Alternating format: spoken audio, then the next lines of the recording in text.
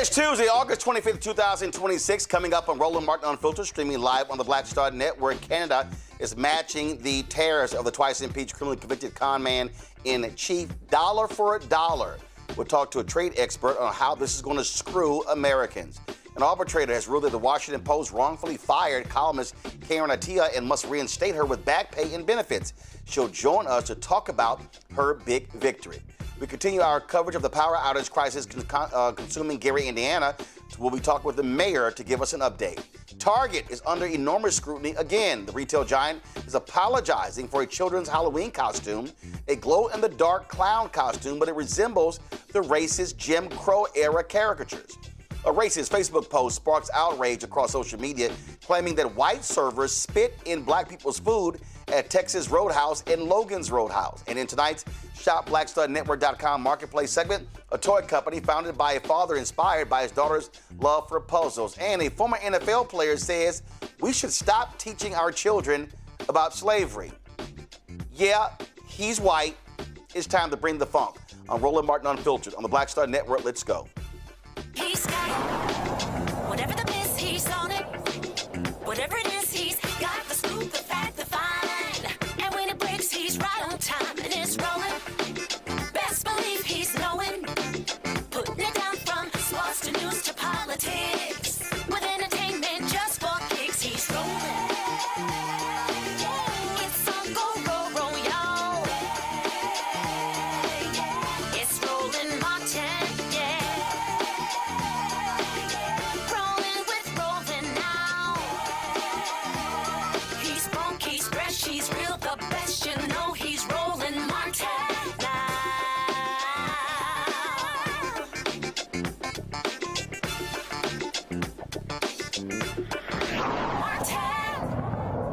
Well, Donald Trump screws Americans again with his tariffs against Canada. Canada said, all right, they're going to issue retaliatory tariffs of up to 50% on a wide range of U.S. goods in response. That's right. The Trump decision to impose tariffs on $27.6 billion worth of Canadian goods is causing Canada to impose 15, 25, and 50% tariffs on products and plans to match the U.S. product rate dollar for dollar based on the U.S. Section 338 tariffs. It will go into effect on September 8th. The list of over 700 U.S. goods will include seafood and shellfish, dairy products, construction, industrial machinery, electronics, furniture, textile floor coverings, machinery parts, and industrial manufacturing products. Doug Ford, the Ontario Premier, has some choice words for the Orange Man. Did the Prime Minister tell you to ask you to tone it down a bit? No, he didn't. I'm not going to comment, but he wasn't against that. And I have a lot of real estate on my ass, so he has a lot of room to kiss my ass. So. Pollock, the director of Rethink Trade at the American Economic Liberties Project, joins us right now. Glad to have you here, Lori. Listen, we've had to deal with this silliness the first time he was there, the last 2 years. It is literally hurting the American economy. And the problem here is there's no rhyme or reason. It's just, okay, I'm going to wake up and let's screw with Canada. Well, the only thing that makes it worse is he keeps giving tariff cuts to China, where we really do have a trade problem. And China's practices on trade that include suppressing wages by not allowing independent unions, by suppressing consumption, by basically leaving people out to take care of themselves with paying their health care on their own and paying their retirement on their own, with all kinds of currency manipulation, means that China basically is cost jobs and a lot of security issues. And for his sort of bromance partner, Premier Xi of China, Trump keeps cutting tariffs. Then we've got Canada. We have balanced trade with Canada, and we have very similar wages and standards, and our two economies are very integrated, and we don't actually have a trade problem with Canada. And so for Canada, he's going to 50% tariffs because, I don't know, he doesn't like the Prime Minister's socks.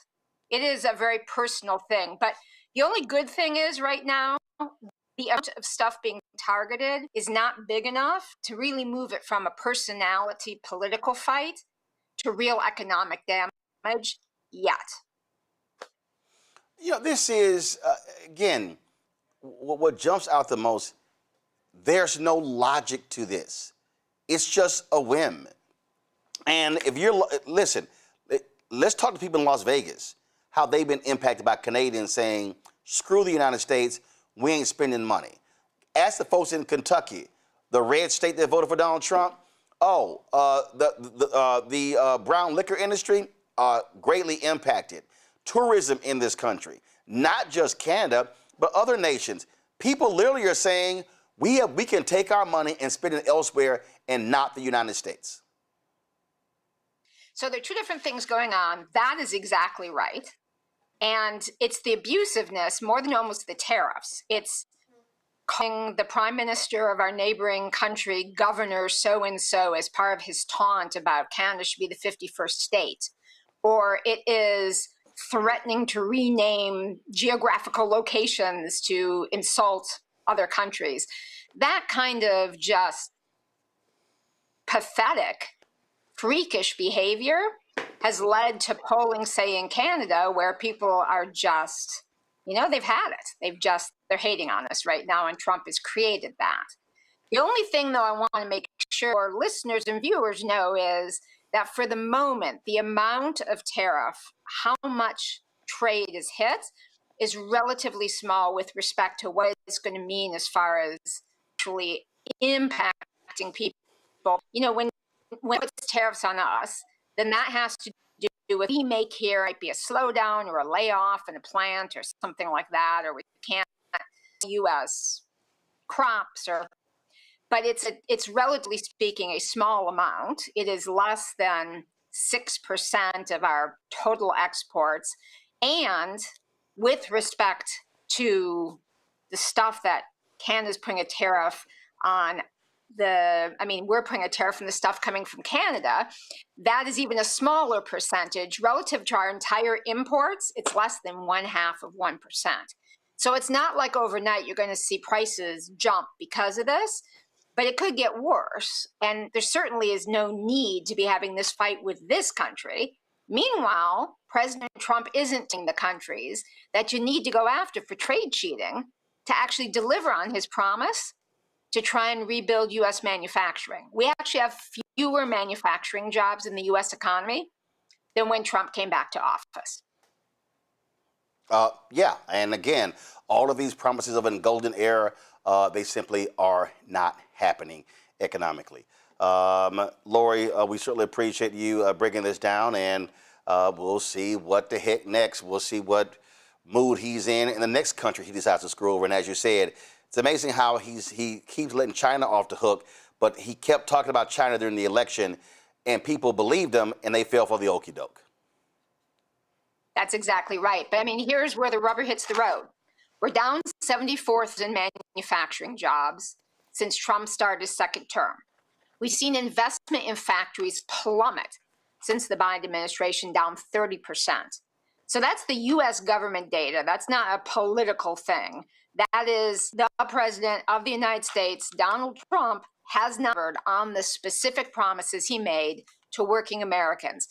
There is a way to have good trade policies. It's certainly not going back to the old NAFTA, WTO, TPP nightmare of offshoring. But what Trump is doing is actually not fixing it. It's making it worse. All right. We appreciate it. Thanks a lot. Thank you. My panel, Dr. Mustafa Santiago Ali, former senior advisor for environmental justice at the EPA, joining us from D.C. Win Cooney Ciant, co-founder and CEO, politicking out of D.C. Dr. Katrina Gamble, CEO, Sojourn Strategies, also out of D.C. Glad to have all three of you here. Win Cooney, listen, it's just, the man is erratic. He's nuts. It makes no rhyme or reason. And one of the reasons why I keep contending that MAGA needs to be wiped out when it comes to controlling the House and the Senate, because they could actually stop him from doing what he's doing, but they won't. Yeah, Roland, they refuse to hold him accountable. And what it ultimately results in is a blowback on the pockets of the American people. When you see Canada impose tariffs on roughly $20 billion worth of United States good, which is going to, range rates from 15 to 50% starting September 8th, we already see people struggling under this economy, Roland. We already see inflation getting to people. We see home ownership rates at a historic low. And ultimately, these tariffs are going to continue to exacerbate these things, right? This is turning what started as a dispute, started by Donald Trump, into a full out trade war. It's an understandable retaliation, but we really have to look at the blowbacks that it's going to have on the pockets of the American people. Mustafa? I mean, this administration continues to damage relationships. They break the friendships that were in place. They continue to dismantle allyships, which is so critically important. And we are no longer respected or trusted across the planet. So that puts us in a very precarious situation. When you look at the impacts of these tariffs, everything from fish all the way to steel is now going to have additional costs associated with it. We know we have a housing crisis. People can't afford to buy a new home in many instances. We see all the other types of things that are going on in relationship to people going to the grocery store. So he does nothing that actually helps American people to have a better life, to have a life that's less affordable. So this is just par for the course once again. Katrina? Yes, to your point about Republicans not standing up to Trump around some of this, all of that, as they say, the chickens will come home to roost in November. I think a lot of people are very aware of the promises that Trump made and the failures of his promises. People are feeling it in their pocketbooks. And obviously he's breaking relationships. And if this continues to escalate, there's threats from our Canadian friends about electricity when people are already struggling to pay their utility bills. And so there are real world consequences to him doing this. And I think that the voters will demonstrate their feelings about that come November. All right, folks, hold tight 1 second. Quick break. We come back. We're going to talk about the Washington Post having to reinstate columnist Karen Attiah after they fired her. You're watching Roland Martin Unfiltered on the Black Star Network. All right, folks, let me get personal for a second. My mom had questions about her Medicare, so she called Chapter, a Medicare advisory company, and she texted me right after saying it's a great benefit. It was easy. A real person walked her through the whole thing, and now she understands better what's going on. But it's not just her. A woman in Yonkers wrote in saying the process was so simple, the enrollment was easy, and she was so glad she called. Then there's Marilyn, 90 years old, in Florida, living on Social Security. Her premium climbed every single year north of $400 a month for coverage she could barely afford anymore. So what does she do? She called Chapter. They found her the same top-tier coverage for hundreds of dollars less. 90 years old, and finally somebody in her corner. I hear stories like that again and again from our community. The Medicare system was not built to work for you. Too much fine print, too many plans. Yet Chapter's advisors are independent and honest, the only Medicare advisors that compare every plan nationwide. They're focused on one thing, what actually works for you. If you're already in the right plan, they'll tell you. No games. And people who switched with Chapter saved an average of $1,100 a year. All it takes is 20 minutes. You talk to a real person, and it's completely free help. So call Chapter at 724-264-8281, 724-264-8281. That's Chapter. My name is Bill Duke, and you're watching Roland Martin Unfiltered.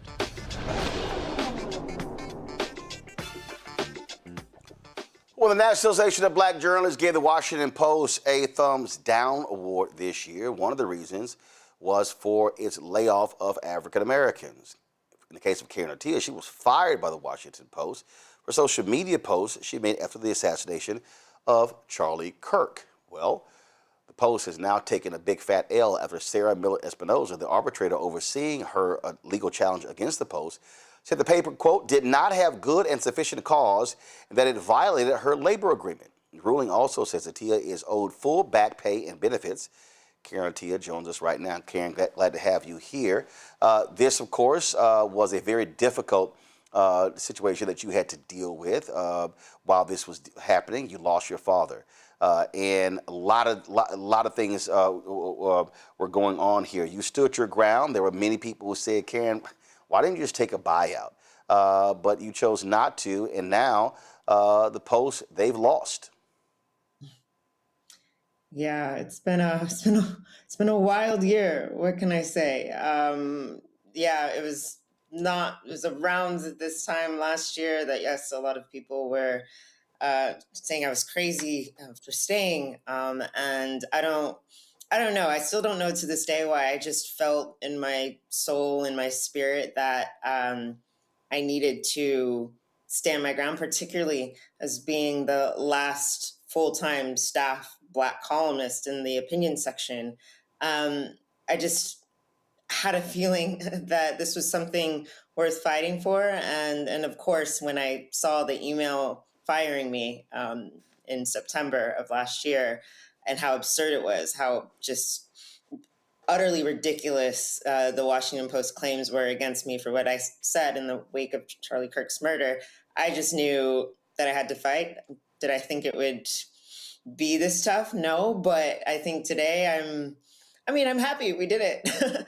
We won. I was vindicated, and I'm wearing red all day today. These are the colors of the Washington Post Guild. I've been a long time union member, so I would not have even had the opportunity to have gone to arbitration, to have filed a grievance if it wasn't for me being a part of the Washington Post Guild and the Washington Baltimore News Guild. So shout out to my guild siblings.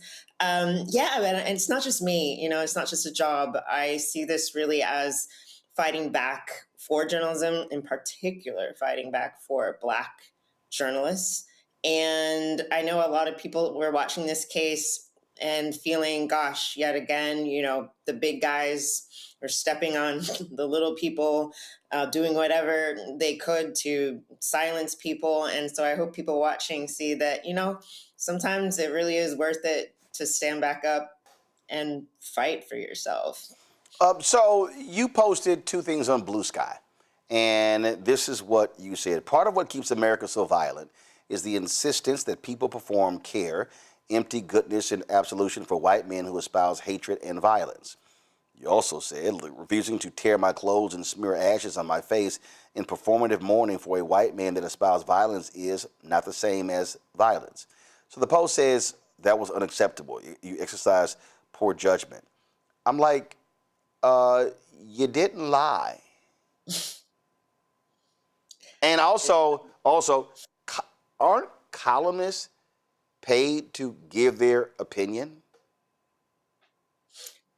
Yes and yes. And not only that, my beat, my focus at the Post was specifically about race, gender, human rights, and international affairs. So this was squarely within my purview, what I was literally paid to give my analysis on. And one thing I want to remind people of is when Charlie Kirk was killed, this was happening on the same day as a mass shooting at a school in Colorado. This is happening 2 or 3 months after the horrific shootings in Minnesota of a Democratic lawmaker. So when a lot of people were seeing, of course, what happened to Charlie Kirk was terrible and how graphic it was, what people were saying was, oh, America, political violence has no place here, violence has no place here. And I'm like, look at what's happened just this year and just today. Clearly, it does. And so for me, I was looking at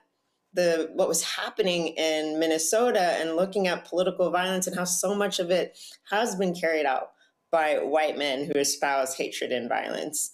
And so I was just stating facts about America and less so about Charlie Kirk. And for that, the Washington Post, for doing my job, the Washington Post labeled me as a threat and as guilty of gross misconduct. So, of course, after 11 years of being at the Post, and I was fired by email. So I'm just very glad to, even though it's been such an ordeal, I'm just very glad to have been proven right and to have been given my job back that I never should have lost that way in the first place. They also lied. In a letter to you, they said there were documented performance concerns.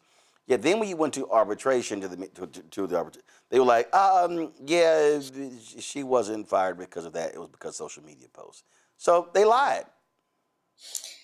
Actually, even what came out during arbitration is that my documented performance was that I'd never been disciplined throughout 11 years of my time at the Post. Never had any suspensions, never had any formal warnings, nothing like that in my record. And then specifically that my bosses over the years had specifically said that my social media use was of benefit to the Post. They kept telling me to use social media more. They were like, Karen, keep posting. In fact, there were times where I got in slight trouble in my performance reviews when they were like, you're not posting enough. So to then come and see that, you know, 2 posts, when I was talking specifically about a subset of white men, that 2 posts all of a sudden were, quote, beyond the pale, was just ridiculous. And as I said, I just was like, what? I think reading comprehension definitely also won out in arbitration yesterday. Reading and basic grammar. What I said about not performatively mourning for white men who espouse violence, that is not the same as political violence or committing political violence. It's just a statement of facts. Before I go to my panel with questions, listen, there were 600 some odd people. We talk about a chilling effect. More than 600 people got fired for making comments after Charlie Kirk was killed. And a number of people have won lawsuits, some totaling several $1 million. What does it say that folks in this country were so afraid of Donald Trump and MAGA, they decided to just go ahead and just start firing people because they had the audacity not to, frankly, mourn Charlie Kirk, who attacked people, condemned people, trashed people. It wasn't this, how they try to portray it. Oh, no, he believed in free speech, and he would go to these campuses, and they would just have genteel debates. No, that was not who he was. No. I keep saying I kind of feel like the right really hoped that Charlie Kirk was going to be their George Floyd moment, was going to be their or their MLK. They literally wanted him to be their MLK. Yeah, they were really trying to ascribe a certain sainthood, and that any sort of talk against him was literal blasphemy. Roland, I will even say that I had a white male colleague, Mark Thiessen, that same day, who posted about encouraging people to go dox people who criticized Charlie Kirk, talking about, F all liberal media, F liberals, F the media. And I had a white male colleague who was encouraging this. He was given a talking to. I was fired. And as far as the people who, were fired, it really was a witch hunt. And it came from the highest levels of office. J.D. Vance literally encouraging people to fire people, to rat people out. And so I keep saying that day, it was almost like people were drunk. People were just drunk with fear, drunk with power, and using that as a way to purge people, using that as a way to silence free speech. And now all these payouts, all these reinstatements, all these settlements, yeah, that's the hangover. That's the chickens coming home to roost. So I was always confident that this was going to be the outcome. I'm, of course, frustrated that I had to do this and was caught up in this. But I also recognize that me being one of the last Black and pretty high-profile Black journalists at the Washington Post, I realized that the Washington Post doing this to me was meant to send a signal. It was meant to chill speech. It was meant to show people, if we can do this to her, we can do this to any one of y'all. And that's precisely why I was like, I can't have this be the last word on this, because frankly, of the wave of purging of Black journalists, of Black voices, of Black academics, of Black people from the public sphere.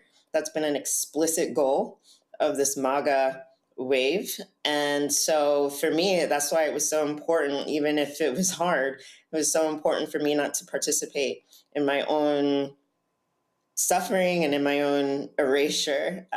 So yeah, I'm definitely glad for the vindication, but still, there's still so many questions remaining about what Washington Post would I be going back to? Questions for the panel. Mustafa, you first. Well, Karen, it's good to see you. I've been reading your work for a long, long time. When I was thinking about your situation, it reminded me of Ida B. Wells when she said the way to right wrongs is to turn the light of truth upon them. What would you say to young journalists who are coming up about how incredibly important truth is and how it should show up in their work? Right. Well, I think there's a component of how important truth is, but that's why it's so terrifying. I mean, Ida B. Wells had her offices, had her printing press threatened and destroyed for pointing out the way that the media was condoning, was legitimizing Black lynchings, right? So I do think in this media environment, and particularly, it's very poignant that we're sitting here on Roland Martin's show, and Roland is like the pioneer for independent Black media. I do think that even using Ida B. Wells as an example, setting up, her own press. I think the internet, I do think the wave of Black people going out on their own, being creators, connecting directly to audiences, I completely understand why they would look at what happened to me and say, well, why should I even go to legacy media or to mainstream media? Because so many of us have been pushed out.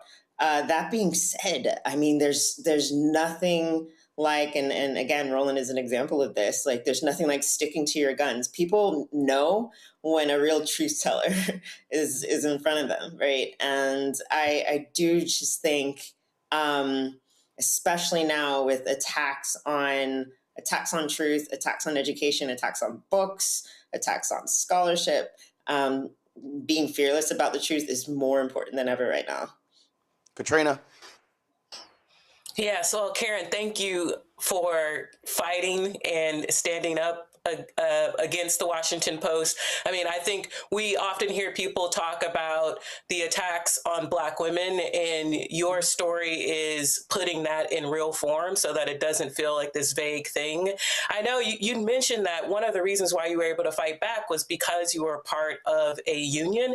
I'm curious, this is a systemic issue, as you're saying, like what are the things that we should be demanding and thinking about to make sure that we can continue to protect Black journalists, people who are covering race, which is particularly important in this moment? Are there things that we should be like demanding or looking for or trying to build? For sure. I mean, I think for me, what even beyond the firing, even beyond me being at the Post, what has helped me keep going has been the support of Black journalists, has been the support of associations like the National Association of Black Journalists. I think that part of also what helped me even psychologically, emotionally, was the fact that I did have a direct relationship with my readers and audience. So building on Substack within the last year and building my own sort of base of subscribers and readers definitely helped. But all of this still, there's so many Black women, and I'm just one Black woman who had to fight to get her job back. There are hundreds of thousands of Black women that have been pushed out of the corporate space. And I'm lucky that I had a lot of white colleagues that were fighting for me. I would love to see more allies, more non-Black allies fighting for their Black colleagues, particularly for Black women, when they see that we're being targeted. We cannot do this alone. Again, forming outside networks, having the inside-outside game. It's sad that so many Black women, yes, we see the stats about Black women leading in entrepreneurship and all of that. And yes, we can make literally something out of nothing. But a lot of that is because of the targeting and being pushed out of these spaces. So, I talk about the union because they clearly named race as an issue. They clearly said, can a Black woman have an opinion at the Washington Post? So I had great allies. I know a lot of people are not so lucky. So I think Black people, this is not a problem we created. Definitely. So if there are, white folks listening, y'all got a lot of work. Y'all need to step up. Okay. I got many, many, many non-Black colleagues, but like, this is where, intersectionality really, really means something. Coney.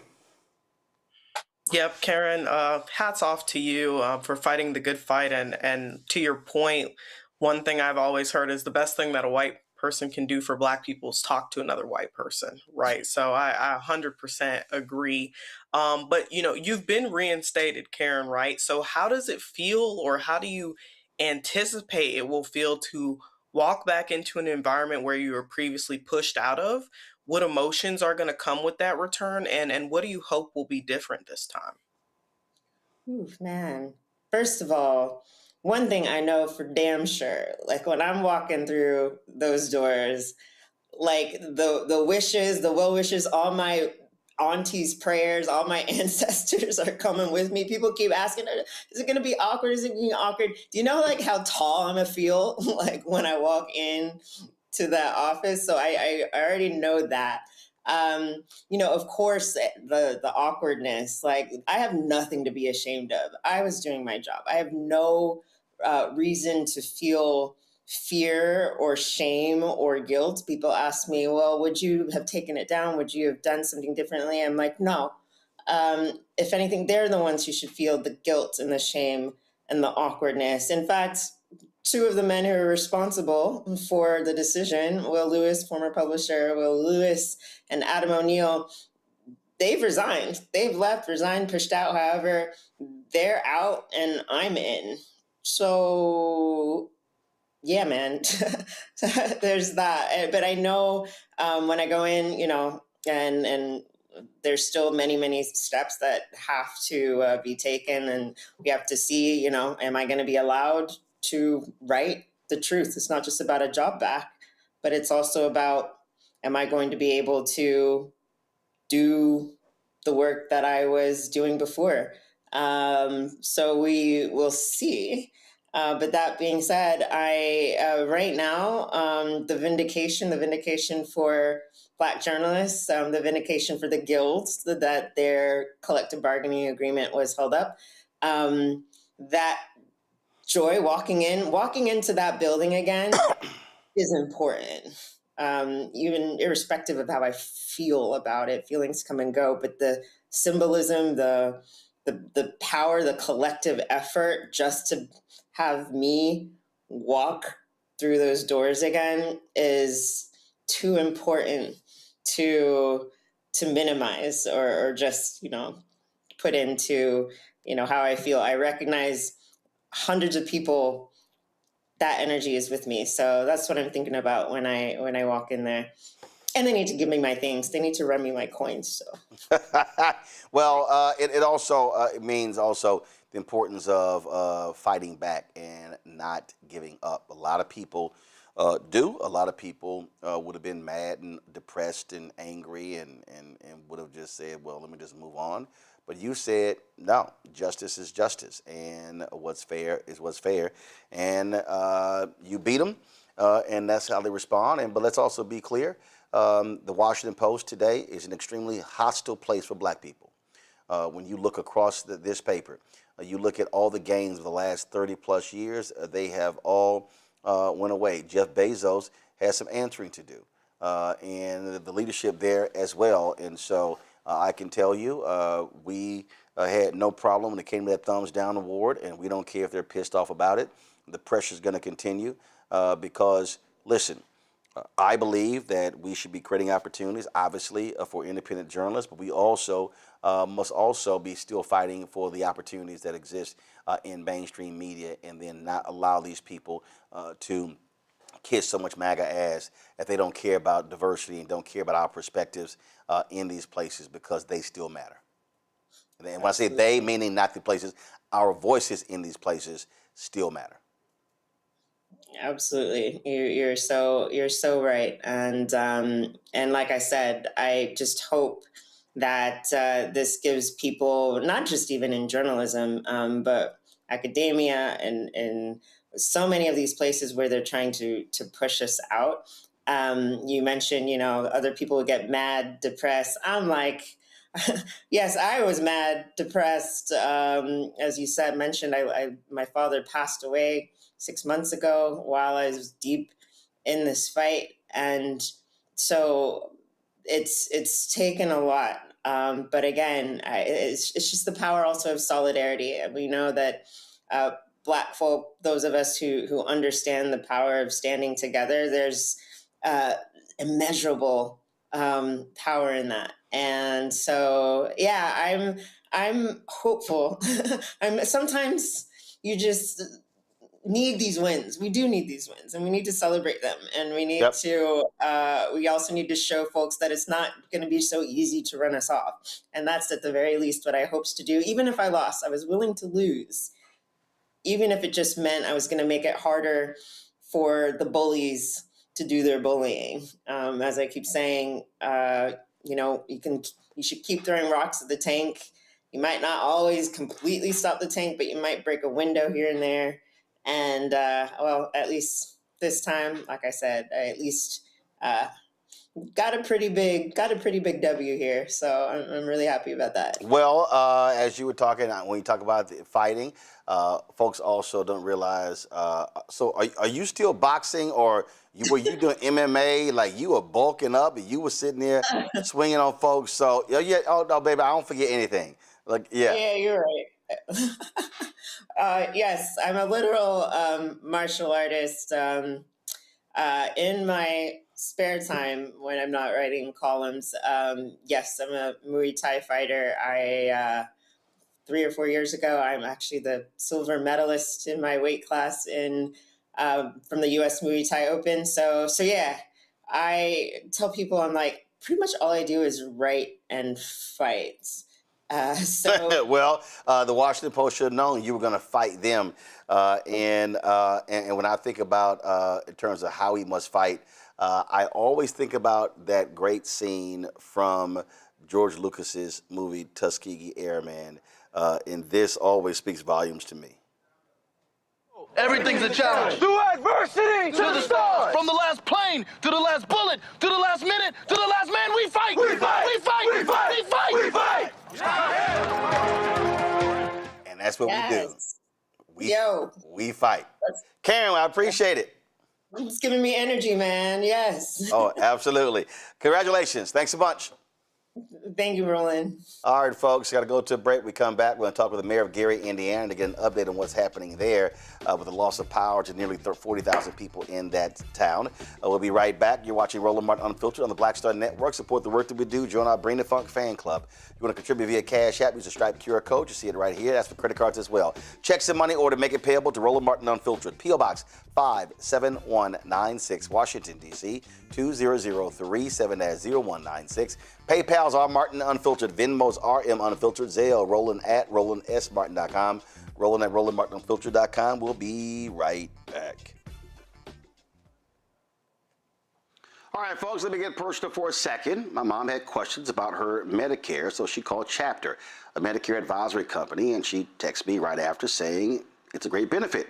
It was easy. A real person walked her through the whole thing, and now she understands better what's going on. But it's not just her. A woman in Yonkers wrote in saying the process was so simple, the enrollment was easy, and she was so glad she called. Then there's Marilyn, 90 years old, in Florida, living on Social Security. Her premium climbed every single year north of $400 a month for coverage she could barely afford anymore. So what does she do? She called Chapter. They found her the same top-tier coverage for hundreds of dollars less. 90 years old, and finally somebody in her corner. I hear stories like that again and again from our community. The Medicare system was not built to work for you. Too much fine print, too many plans. Yet Chapter's advisors are independent and honest, the only Medicare advisors that compare every plan nationwide. They're focused on one thing, what actually works for you. If you're already in the right plan, they'll tell you. No games. People who switched with Chapter saved an average of $1,100 a year. All it takes is 20 minutes. You talk to a real person, and it's completely free help. So call Chapter at 724-264-8281, 724-264-8281. That's Chapter. Let me ask you a question. Why do so many people seem to think they know black men so well? What they think we want, what they think we need. Hell, they even tried to tell us why and how we voted, but never had a conversation with us. Never asked us how we felt, what brings us joy, what makes us angry, what makes us scared. How do we live? That's what this show is about. No translation, because we don't need anybody speaking for us. We can speak for ourselves. This will be a show where we bring brothers on that you don't see on every other talk show. Nope. Brothers that are doing work in local communities with black men for black communities. We're going to hear each other and try to understand so perhaps we can move forward together. No translation, because we don't need anybody speaking for us. Nope. What we need is each other. No translation, right here on the Black Star Network. Check it out. Melanie Campbell, National Coalition on Black Civic Participation and Black Women's Roundtable. And we are watching Roland Martin Unfiltered all day, every day, 24/7. Spread the word.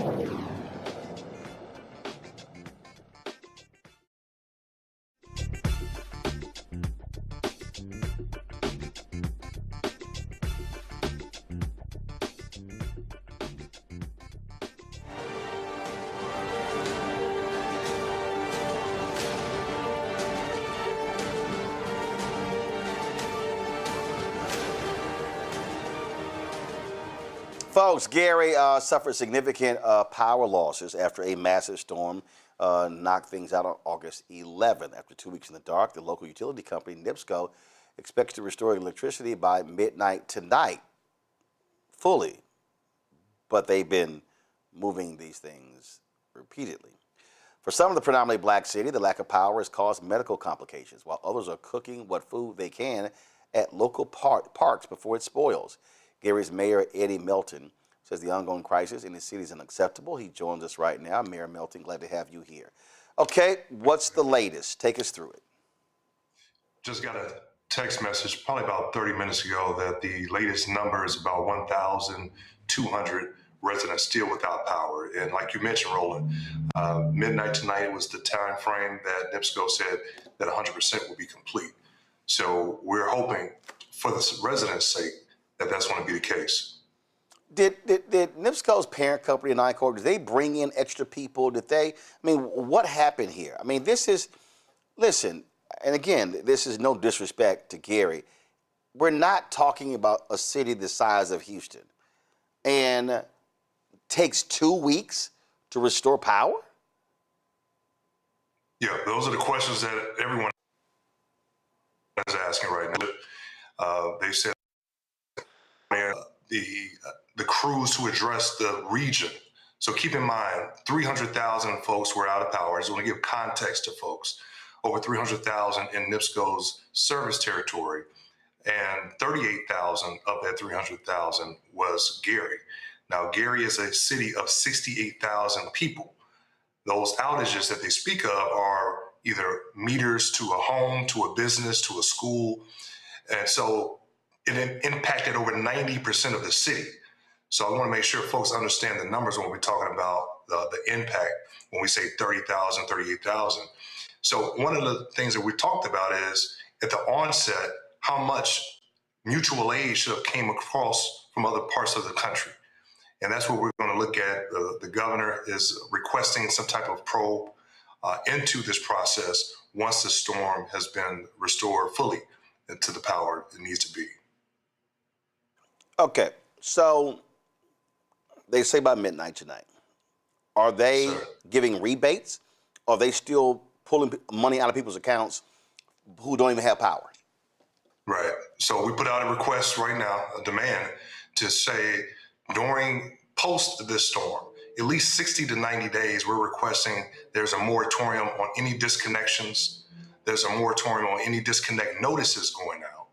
We're requesting some type of rebate or bonus to residents for being out, or credit on their bills for being out for this duration, but also looking at the infrastructure that's in Gary. We know that a 99-mile-an-hour wind has never touched the state of Indiana before. So we need to ensure that the power lines, the poles that they use, the transmission, the circuitry is able to endure high winds like that. Because, Roland, we're not even out of this storm season. A couple of more months to go before we hit the fall season until we're out of the clear. From the panel, Mustafa, you first. Yeah. Well, Mayor, you're doing a great job. I know it's not an easy job. Gary's infrastructure, right? It's aging. It's underfunded. I'm curious, the Biden administration had significant dollars for infrastructure, also to address some of the impacts from the climate crisis. Have you seen similar sets of resources coming from this current administration? And if not, how will you be able to move forward in creating that 21st century infrastructure? Because you just mentioned the 99 mile an hour storm. We know there are even stronger ones that are going to come. So if you could just walk us through what you're thinking, that would be helpful for people who are watching. Yes, no, absolutely. Coming into office a little bit over 2.5 years ago, there was very little reserves of the American Rescue Plan that the Biden administration left. And immediately I used that funding to go into our infrastructure that the city is responsible for. When I came into office, over 2,000 streetlights that the city owned, 900 were malfunction or broken. And we replaced all of those lights and replaced them with energy efficient, high resolution light bulbs. So making it safer, more appealing. And paving has been a significant issue. We assess every single street and every road, but it's going to cost us over $150 million to pave every street that needs to be paved in the city of Gary. So it's going to take state and federal funds.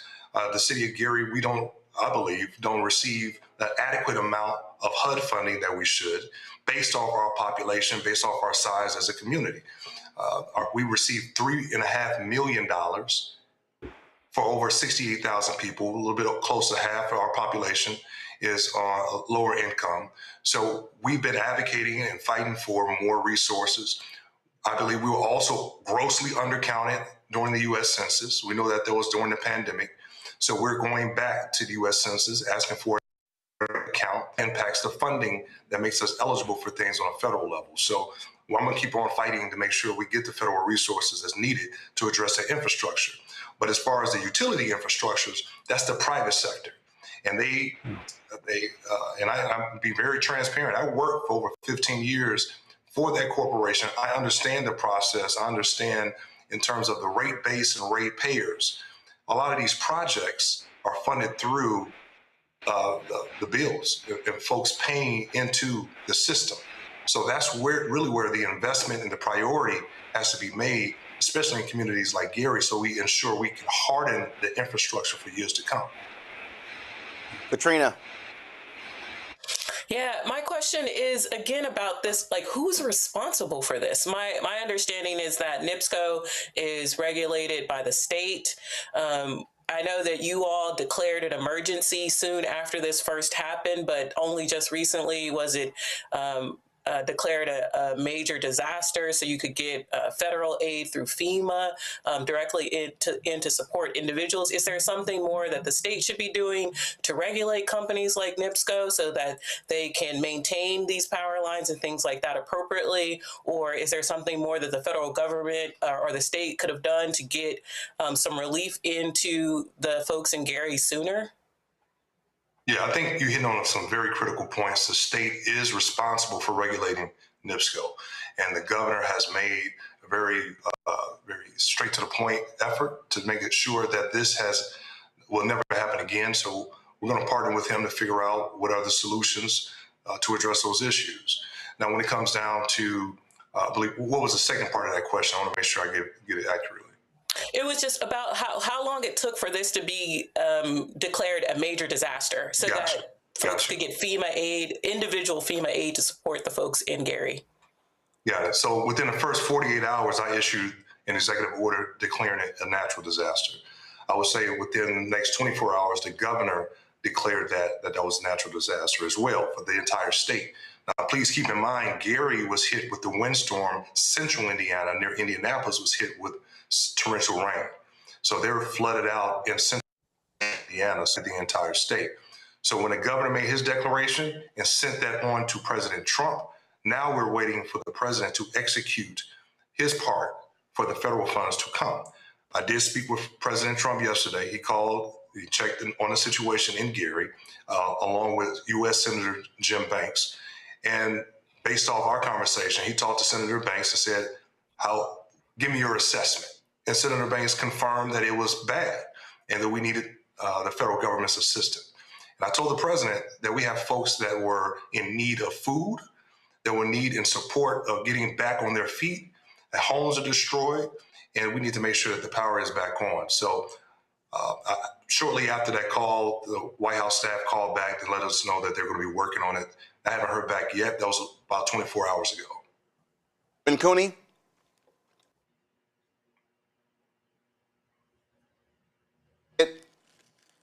You're muted.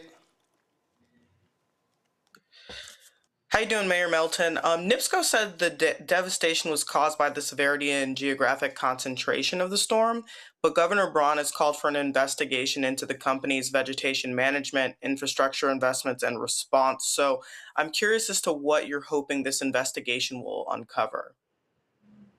I think the vegetation piece is a component, but also the maintenance of the equipment and the updates of the equipment. How frequent do they change over circuitry, transmission lines, and substations into a very complex system? Gary has a very different terrain. If you've ever been to Gary, Indiana, 35 minutes from downtown Chicago, you can be in the core of a neighborhood, concrete, and 5 minutes later, you're in the sand dunes, in the woods, in the beautiful, looking at Lake Michigan. So there's a lot of different terrain when it comes down to our infrastructure that we have to be very mindful of. So upgrading to a degree to sustain 100-mile-an-hour winds is something that's going to be imperative. Last year, we only had 6 storms in Chicagoland, Northwest Indiana area. This year, we've already had 14 storms. And almost every other storm, there has been a power outage of some sort. So we have to address that. Mayor, have you talked to, did Donald Trump finally decide to call you? Have you talked to him? Have you talked to FEMA? Yes, I did talk to the president yesterday. And like I said, he mentioned that he will be working with our Indiana delegation to figure out next steps. So again, we're waiting on that approval of that executive order, of that declaration. All right then, Mayor Melton. If people want to assist, what can they do, and where should they send resources or money? Yes. Well, first, let me thank everybody that gave so far. Pastor Jamal Bryan was here last night in New Birth. They significantly contributed. Pastor Keon Henderson, who is originally from Gary, Indiana, who is based in Houston, Texas. Denise Williams, Big Dog Glenn Robinson, Freddie Gibbs. So many folks and corporations have contributed to our efforts. You can go to gary.gov/storm recovery. gary.gov/storm recovery. We are accepting donations into our community foundation. It's not coming directly to the city. It's going to our community foundation to help people repair portions of their home where the weatherhead connects to the utility pole, because many folks will still be out of power if they don't have that fixed. And it's also helping to put food in refrigerators across the city of Gary.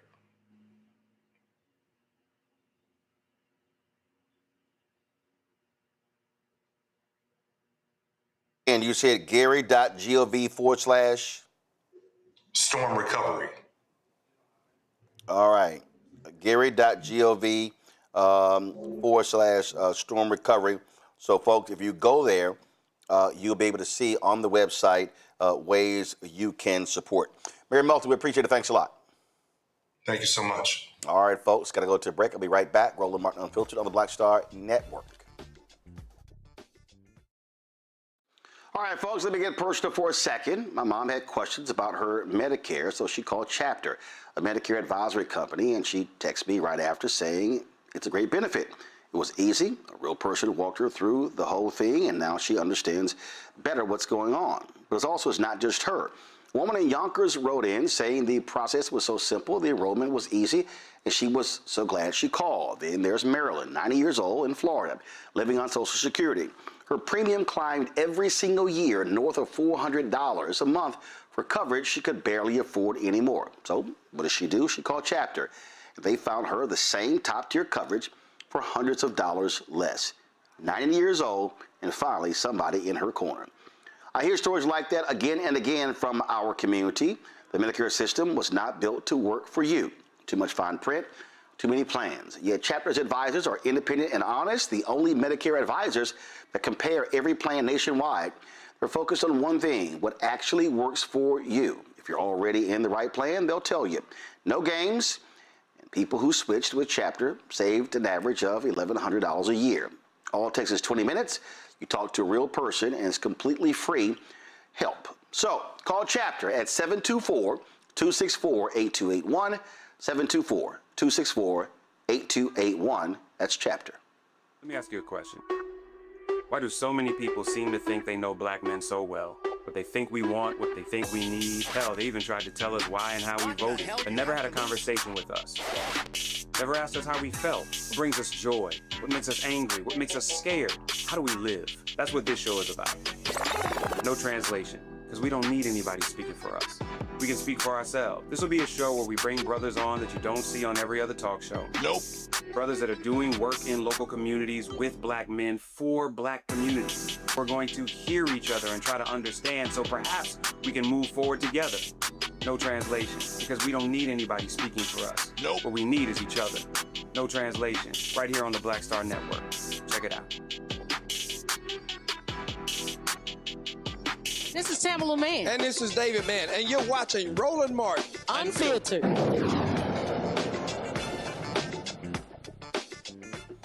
All right, folks, let's talk about the nuttiness out of this administration. Trump's Environmental Protection Agency is proposing to eliminate minimum federal public notice requirements for a category of air pollution permits that may include data centers. This change would give states and local agencies more discretion in determining whether communities are notified about proposed projects before permits are granted. The proposal would revise the Clean Air Act rules for minor new source review programs, specifically for new or modified stationary sources whose emissions fall below the thresholds that require major source permitting. Currently, the EPA rules mandate that state implementation plans for minor source permitting must include public notice and an opportunity for public comment. The proposed rule would remove this federal requirement, allowing state and local air agencies to decide whether, when, and for how long to allow public participation in minor source permit proceedings. The EPA says this change would reduce administrative burdens, expedite the permitting process, and give agencies that are closest to local conditions more control. The proposal would not alter emission standards or weaken requirements for protecting public health and air quality. Bottom line, Mustafa, this is just another way for them to skirt the rules because they don't want to tell the public about this because the public largely is against it. Right. They don't want the public to know also because it also gives them the information, the data to be able to fight back, to understand what the impacts could be to their bodies, to their environment. And this administration continues to put profit over people. Without a doubt. And people should just pay attention because when we're talking about the types of pollution that are going on here, we're talking about nitrogen oxides, we're talking about carbon monoxide, we're talking about formaldehyde, we're talking about particulate matter, a number of different things that come out of these generators that are going on in turbines. And it causes cancers, or it's linked to cancers. Let me make sure that I'm saying it correctly. It's also linked to heart diseases, it's linked to asthma, a number of other types of things. So folks need to be able to have the information that's necessary to make the best decisions for their communities. And when you take that away, you're taking away their opportunity for folks to protect their children and to protect their families. Let's talk about this story out of Roy City, Texas, where a cop is out of a job after throwing a 35-year-old woman down to the ground by her hair at a community pool. On August 3rd, the unidentified officer responded to a call about an argument between a black family and an older white couple about getting access to the community pool. Of course, the older couple called the cops. The interaction escalated when the officers attempted to detain 18-year-old Amia Wheeler, the daughter of the unidentified 35-year-old woman. Here's a video captured by a witness.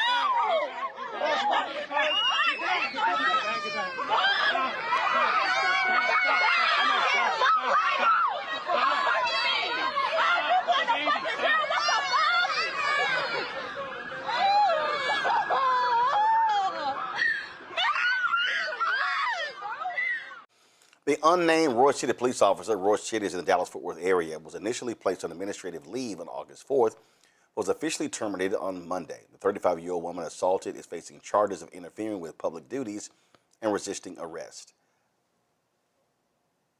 Winnacunnet, it's the pool. I mean, this is the stuff that we have to deal with. It's the pool.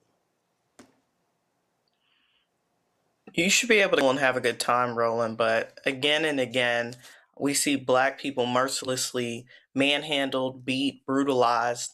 And what I have to wonder is, when does the trauma stop? How many more videos of this do we have to see before we make this stop, right? When people used to say that we were living in a transracial America because Barack Obama was president, I used to really look at them incredulously and wonder how can people think that we're living in a post-racial society when videos like this exist, right? People can't even enjoy their own backyard, their own community centers, their own shared spaces without being fearful of institutions that people would allege are designed to protect us, but we know are not. They've never been designed to protect Black people. And I think the most sensitive thing is the harrowing screams of the young women screaming out for their moms. I mean, can you imagine the trauma that these Black boys and girls are going to have to live with after witnessing that? It's excruciating, honestly, to watch and to see and to feel, and it permeates through our Black bodies every single time we see it.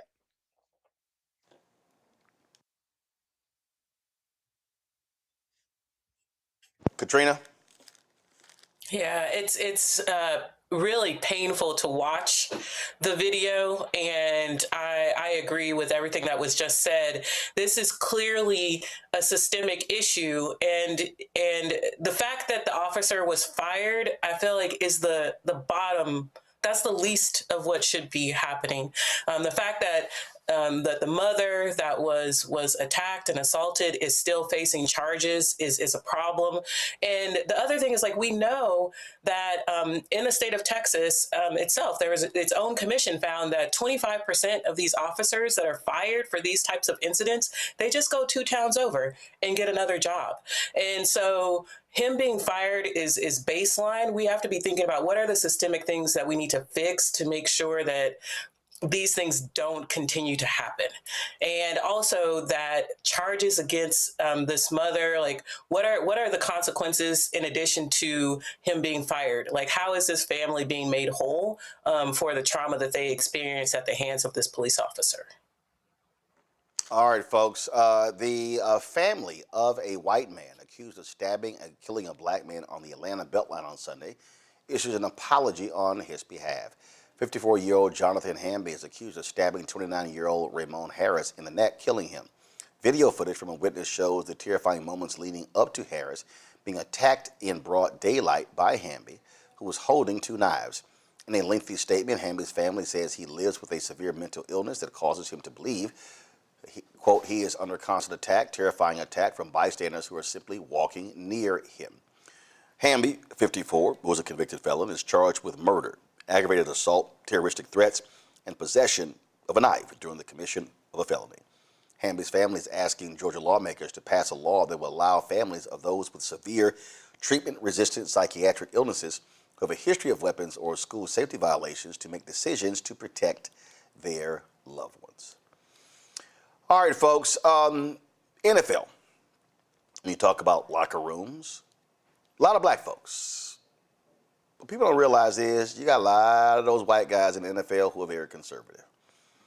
When they typically run for public office, they're largely Republicans. I can think of 6 off the top of my head.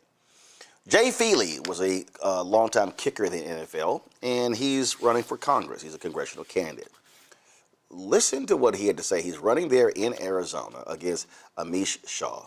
So Jay Feely decided to air his thoughts about what's taught in our schools to our kids.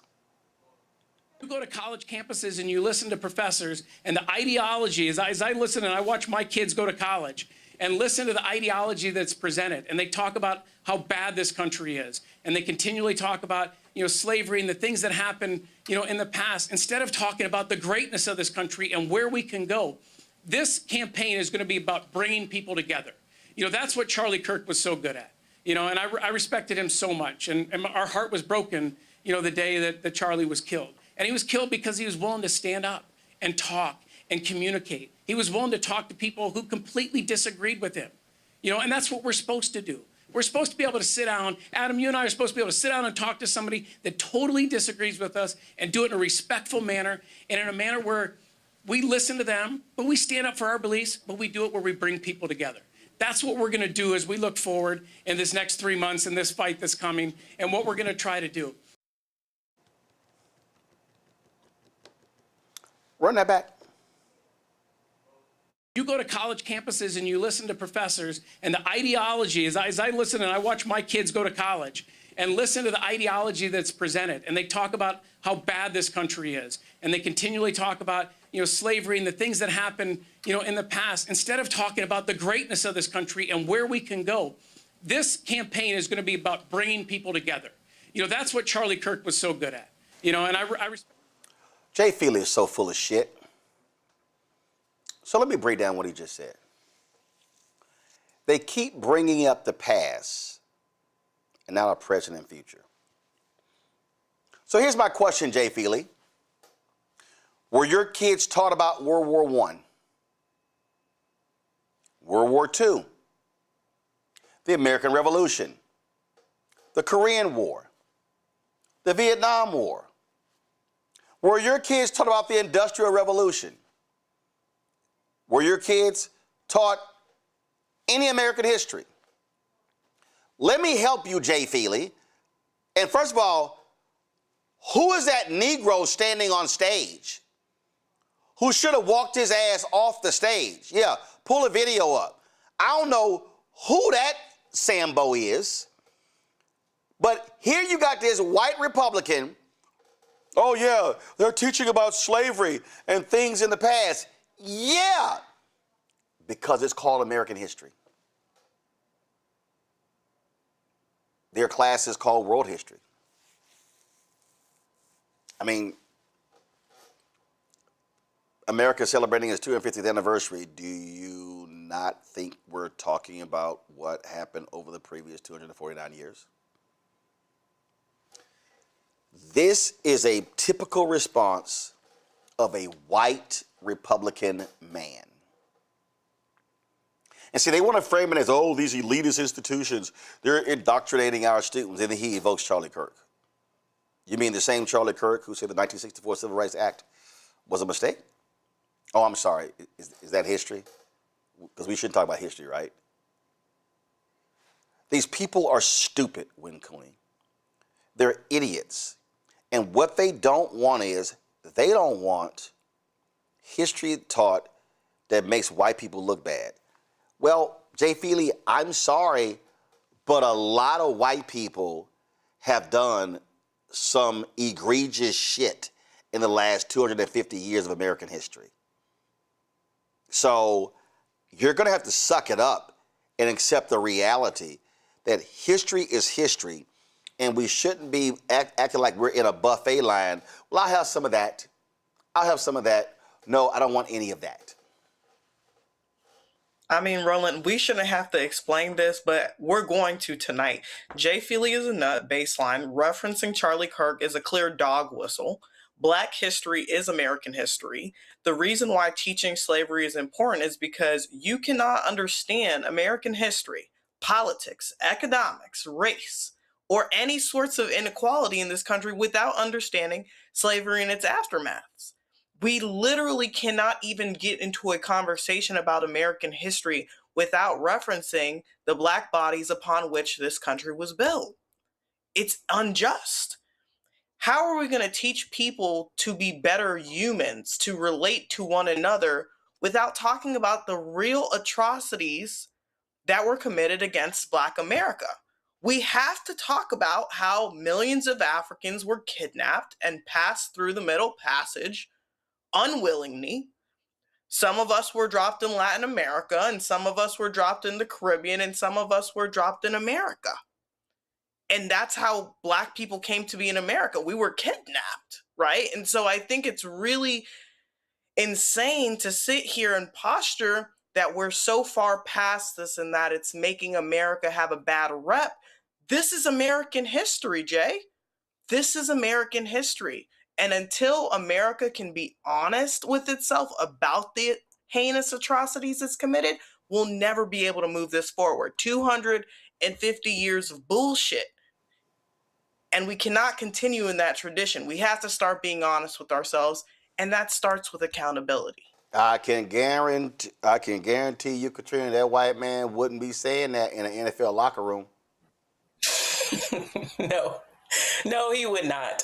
And I think absolutely everything that has already been said is true. And to the end where he said, we need to be thinking about moving forward. Moving forward for who? I mean, and let's be clear, right? So that's part of it, right? Is this idea of trying to erase Black history, erase Black people, remove Black people from institutions, right? We just had the conversation earlier with Karen about removing Black people from journalism. This is an attempt to erase Black people from not just history, but throughout institutions in U.S. democracy.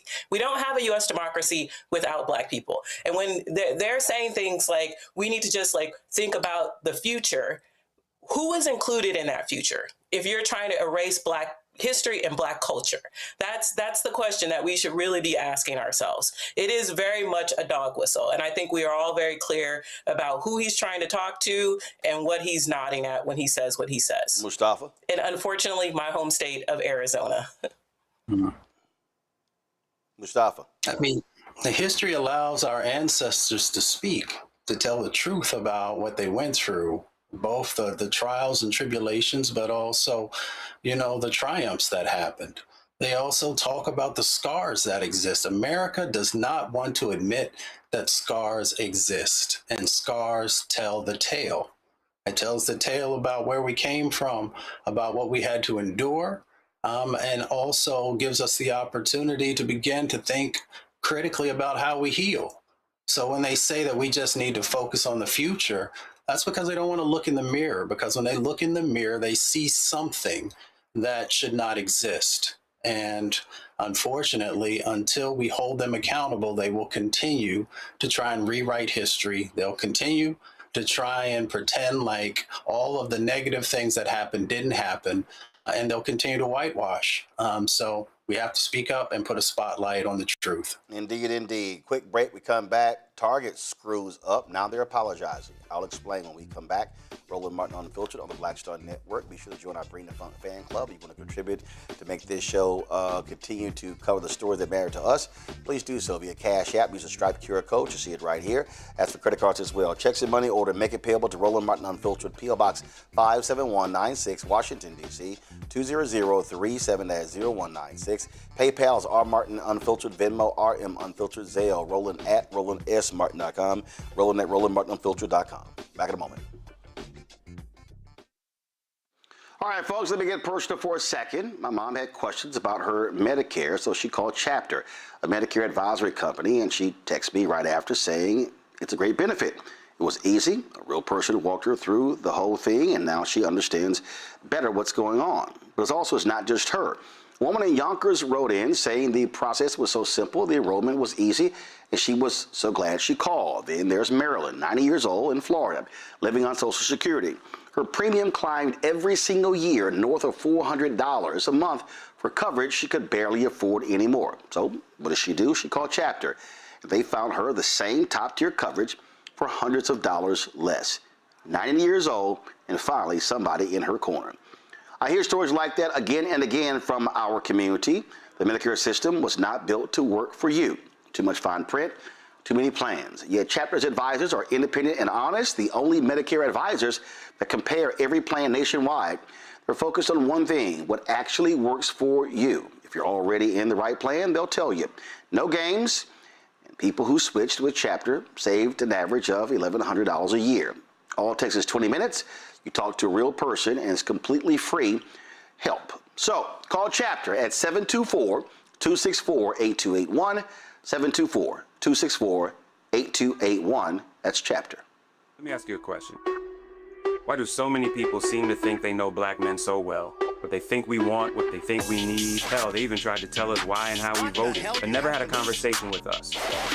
Never asked us how we felt, what brings us joy, what makes us angry, what makes us scared. How do we live? That's what this show is about. No translation, because we don't need anybody speaking for us. We can speak for ourselves. This will be a show where we bring brothers on that you don't see on every other talk show. Nope. Brothers that are doing work in local communities with black men for black communities. We're going to hear each other and try to understand so perhaps we can move forward together. No translation, because we don't need anybody speaking for us. Nope. What we need is each other. No translation, right here on the Black Star Network. Check it out. I'm Ryan Wilson, CEO and co-founder of The Gathering Spot, and you're watching Roland Martin Unfiltered on the Black Star Network.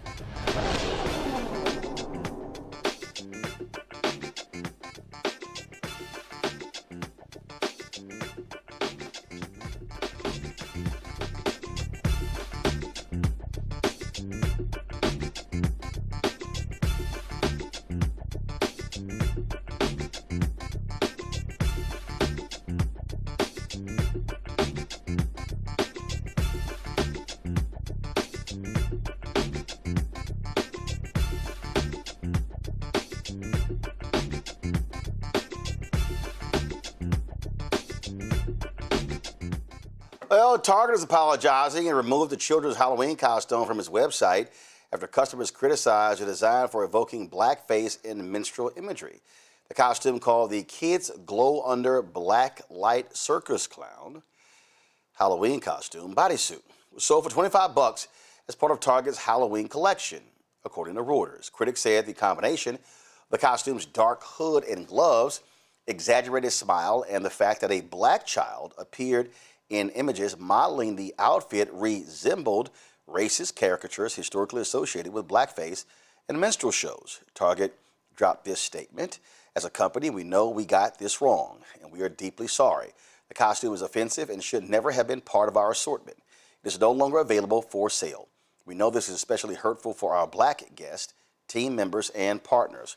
Removing the costume is an important first step, and the company is looking closely at how this happened and what needs to change to ensure this won't happen again. You think, Katrina? Right. Yes. It's obvious. How does this happen? How does this go through all of the steps within a corporation to end up on the website for sale? And this is, we know that this is the result of Target rolling back its DEI, right? Removing people who would have said, you know what? This is not something we should sell. Instead, it gets to the public and they make this, random apology, and that's supposed to be enough. No, I want them to actually explain to us how this got through their internal process, because that will force them to acknowledge that they actually do not have an appropriate diversity, equity, inclusion process built into their corporation to prevent things like this from happening. Yeah, Mustafa. I mean, everything Dr. Gamble just said, but, I'm reminded of that quote that says, I can't believe what you say because I see what you do. Target continues to make mistake after mistake after mistake and then ask for forgiveness. Well, no, I don't accept your apology. And we have to stop funding our own oppression, as I often talk about. Stop giving them your dollars. If you want them to change, you have to make sure that you are inflicting economic impacts on them. That's the only thing that is going to make the situation change there. It is basic common sense not to put these types of things forward. I've worked with a whole bunch of Fortune 500 companies over the years. Many of them have multiple layers that they have to go through before something comes out the other end. So you may say that you're sorry, that you apologize, but when you continue to make these types of offensive decisions, it's very difficult to believe that you actually care about Black folks and how we receive what you're giving. Well, Cody? To Mustafa's point, we do have to stop funding our own oppression. And I know that although the Target boycott ended nationally, it should have not ended in a lot of people's households.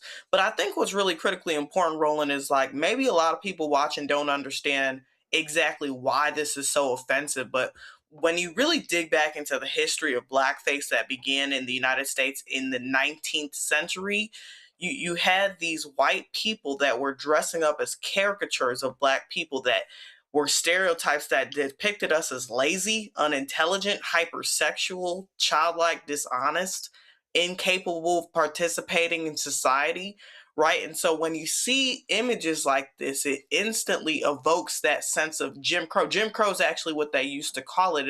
It evokes that sense of Jim Crow that you see. And so we can't be so obtuse to think that they don't know what they're elucidating when they portray things like this. You know, similar to what we were talking about earlier, the dog whistles continue to happen. And if we're not paying attention, we're going to miss them. So I'm glad that somebody caught this. It should have been caught internally, as the previous panelist said. And the reason why it wasn't is because Target doesn't have the right people in the room. We have to continue to hold these Fortune 500 companies accountable, because if they don't have diverse faces in the room to push back on this, then we don't need to be spending our dollars there, point blank, period. All right, folks, this has been blown up on social media. A now deleted post claims that white waiters at two particular restaurants have been spitting in the food of black customers. Yeah, Texas Roadhouse, Logan's Roadhouse. So this is the post right here. So you take a look at it.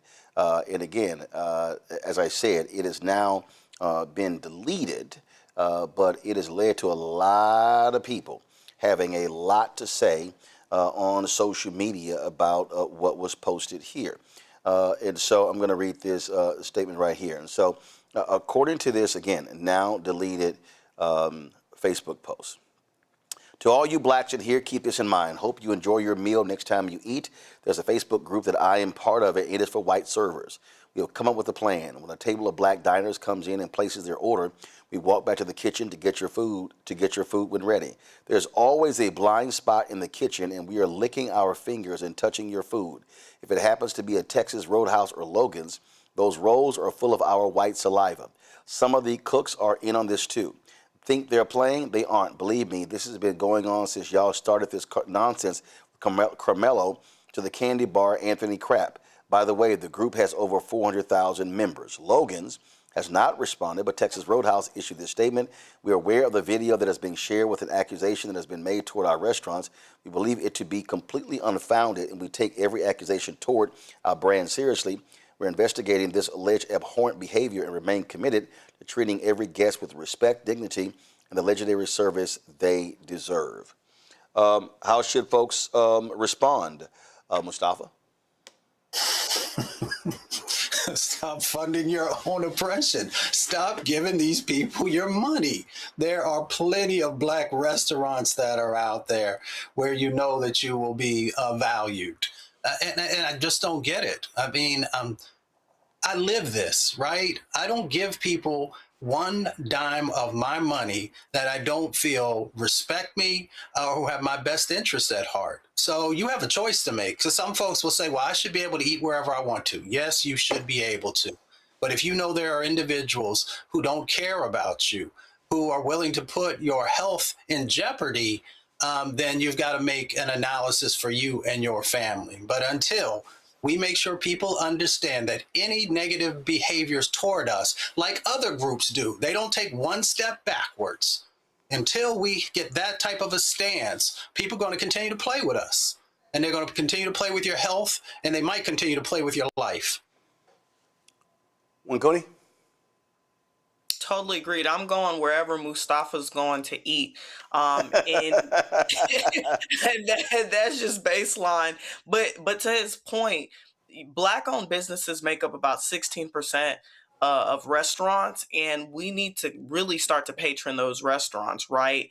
I agree that there's opportunities for us to fight back, but food is not something I'm going to take that chance with. It's not something I'm going to take that chance with at all.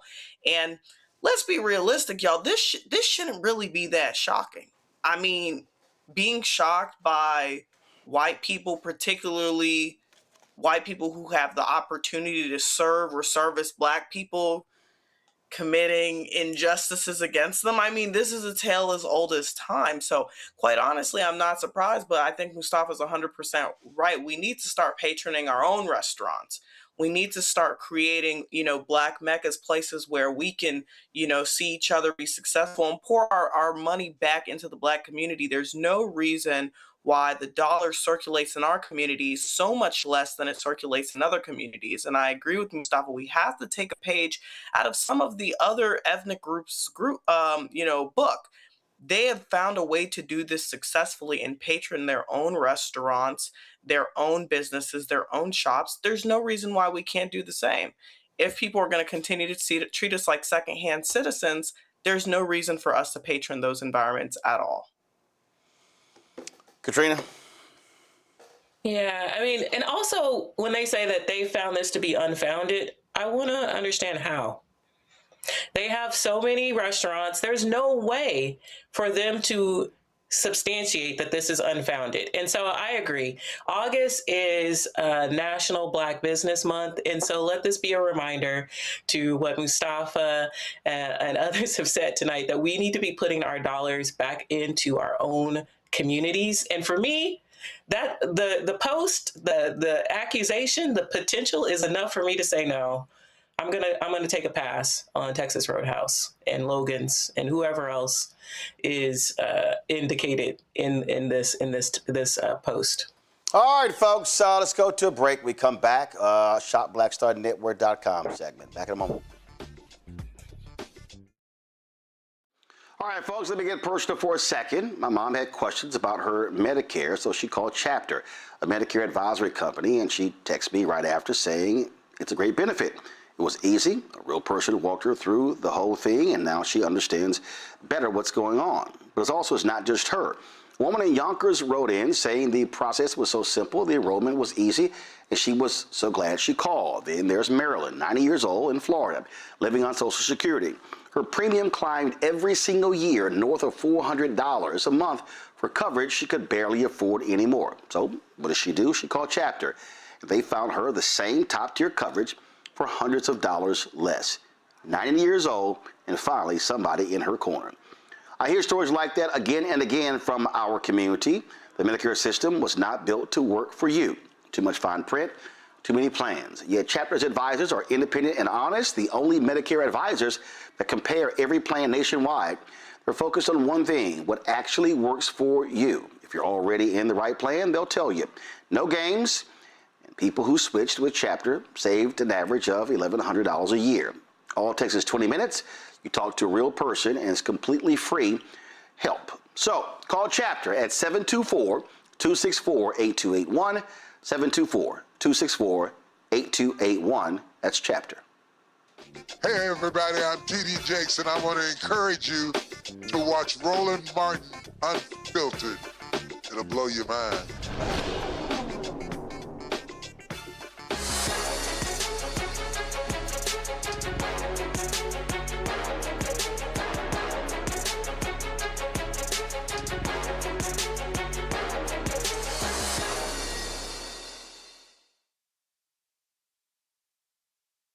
Well, folks, a father of two girls struggled to get into tea time. He was inspired by his daughter's love for puzzles, so Matthew Goins founded the toy company Puzzle Huddle, which creates puzzles featuring diverse characters. Matthew joins us now from Washington, D.C. All right, Matthew, glad to have you here. So, all right, so you were like, yeah, I can't get with this tea. Is that what happened? Man, I have 3 children. The first 2 were girls, and I just was not inspired to play Barbie or do tea time or some of those other stereotypical things. That just wasn't my jam. I was a little more Lego, Frisbee, throw the ball, read a book kind of a dad. Okay. And so then you were like, we got to figure out something else. Yeah. Like all parents, when we had young kids, we were buying Play-Doh, markers, coloring books, just all the toddler stuff. And of course, a few puzzles. But at that point in time, when I launched in 2018, we couldn't find diverse baby puzzles anywhere. We looked all the platforms, all the stores, all the places, nothing with diverse characters. So the way I started, I just started cutting puzzles out of cardboard. I said, I'll make some puzzles for my kids. But after you make a dozen, you want to share them with your friends. And the ones I was making at home with a pair of scissors weren't that great for sharing. I was keeping them in Ziploc bags. Like it wasn't a good gift. So I found a printer and learned how to commercially create puzzles. We launched the company in 2018, and it's really taken off since then. Okay, so so now, how long did it take you to go through this process in terms of doing the research and finding and launching this effort? Well, what's interesting, I don't have a background for any of the things, so I don't draw pictures, I don't work in toys, I don't work in packaging, I didn't work in manufacturing, I didn't understand global procurement, so I had to learn all these things through iteration, through testing, spending my own money to just experiment and buy things, and experiment with different artists. The first artist we contracted with, if we look at the art that we have today, I bought some $20 art in the beginning, and it came out like $20 art. So eventually we learned how to work with more professional artists, learn how to do the marketing, grow our social media channels, and along the way, Roland, I've been featured on Oprah's Favorite Things list twice. There was a point in time under a different circumstance, but we were in Target for a certain amount of time. I've been in Macy's, lots of local Black-owned bookstores. So we've really had a great experience building and growing this company to a national and maybe an international brand. Questions. Let's go to, let's see here. Win Cooney. I'll go to you first. Yeah, this is an incredible innovation. And there's a growing debate about whether representation in children's products actually change outcomes. What have you learned from parents and children that convinces you that representation matters? Oh, it makes all the difference. For a kid to be able to see themselves in the books, the TV shows, the media they consume. I regularly get email from parents describing that their kids believe themselves to be the character in the puzzle. They're telling me stories about the kid thinks it's them as the scientist or the chef. Now, we don't model after any specific kid. So to hear that a kid has our product and they believe that they are the character drawn, it's just a priceless sentiment. And it helps them see themselves in different environments, whether it's scientist, doctor, pilot, race car driver, media personality, just a full range of things that aren't necessarily obvious. Kids get a chance to be exposed to those different concepts. Katrina. This is so beautiful. All of the images. I can't stop smiling. So thank you for creating this and putting this out into the world. I'm wondering, you got to be the cool dad now. You're saying you started it because you wanted to create this for your kids. Like, what do your kids think about this company that you've built? Do they contribute to some of the ideas of the characters that you end up creating for some of the puzzles?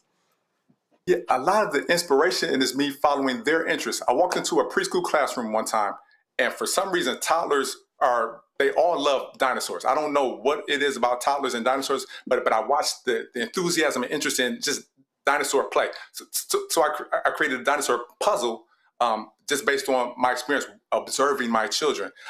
And then, of course, I want them, back to the Barbie and the princess thing, I want to give them creativity and inspiration that wasn't damsel in distress. So that's where we see the STEM images, the empowerment images, and things where they're charting their own course in life, and not the Disney storyline where a prince is coming to save me. Mustafa. Well, this is definitely dope. I'm curious, what are some of the favorites, the favorite puzzles that folks are choosing for their children? Do you have one or two? The one that we sell the absolute most of is this scientist character. Just the hair texture, the facial features, the nose, the lips, the skin tone are really compelling. So when parents or guardians see that in person, it's really irresistible, and I sell a lot of those. But we have two new products that I'm hoping that we get a lot of traction on. I'm just going to show a little close-up. One is a different shapes puzzle, It's got a lot of different characters because we know there's different skin tones in Black families. So you have your darker skin tones, you have your lighter skin tones, you have different hair textures. So this one features a lot of different kids. And then also the alphabet one. We wanted to learn how to do curriculum learning. So we had the career images, but once I got further into it, of course, the next phase is, well, kids have to learn shapes, they have to learn their numbers, they have to learn the alphabet. So we learn how to include academic curriculum in the puzzles as an extension to some of the career images. All right, let's see, folks, great idea with these puzzles. Folks, it's called Puzzle Huddle. If you go to shopblackstarnetwork.com, you can check out their products. They're all there, pretty cool. And so, listen, so if you're fathers and you're not feeling that tea like Matthew was, just go ahead and get these puzzles for your child. Matthew, we surely appreciate it, man. Thanks a lot. Thank you so much for having me. All right. Glad to have you here. Folks, that's it for us. Let me thank Katrina, Winkuni, and Mustafa for being on today's show. I certainly appreciate it. Thank you so very much. Folks, we were a little late today because I was shooting a couple of interviews, one with Rome, who was the last surviving original member of Maze. And, of course, I also did an interview with the band as well. We'll have the interview with the band on tomorrow's Roland Martin Unfiltered. And so we certainly appreciate that conversation. Folks, that is it for us. Don't forget, support the work that we do. Join our Bring the Funk fan club. Your dollars make it possible for us to be able to do the work that we do. And so if you want to contribute via Cash App, use the Stripe QR code. You see it right here. That's also for credit cards as well. Checks and money order. Make it payable to Roland Martin Unfiltered, P.O. Box 57196, Washington, D.C., 20037-0196. PayPal's R Martin Unfiltered, Venmo RM Unfiltered, Zelle, Roland at RolandSMartin.com, Roland at RolandMartinUnfiltered.com. Download the Black Star Network app, Apple phone, Android phone, Apple TV, Android TV, Roku, Amazon Fire TV, Samsung Smart TV. Be sure to get out Roland Martin Unfiltered, Black Star Network swag. Go to shopblackstarnetwork.com, shopblackstarnetwork.com. And, of course, you could also, again, patronize all of our Black-owned companies that are available on our marketplace segment on shopblackstarnetwork.com. So you go there, all the products that you see right here in our studio, those are all Black-owned companies. And so just like Matthew's company, check out all of these products right here, blackstarnetwork.com. Folks, I'll see you tomorrow right here, Roland Martin Unfiltered on the Black Star Network. Holla!